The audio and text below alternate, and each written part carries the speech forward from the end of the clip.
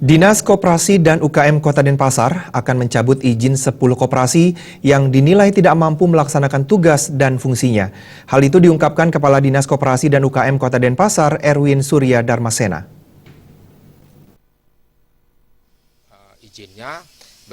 Kepala Dinas Koperasi UKM Kota Denpasar Erwin Surya Darmasena menyatakan izin koperasi bisa dicabut jika koperasi tidak mampu mengadakan RAT 2 kali berturut-turut.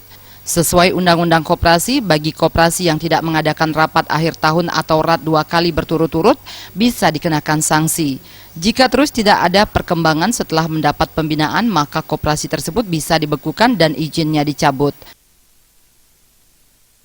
Sesuai dengan Undang-Undang Koperasi dan sesuai dengan peraturan daripada Menkop, bahwa bagi koperasi-koperasi yang sudah tidak aktif, dalam arti tidak pernah melaksanakan RAT berturut-turut 2 kali, itu sudah bisa dikenakan sanksi.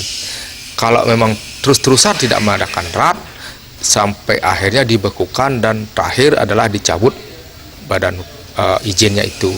Nah, oleh karena itu maka dari 1056 koperasi itu, kita tahun ini, tahun 2015 ini, kita sudah targetkan 10 koperasi yang kita akan cabut izinnya berdasarkan hasil evaluasi dan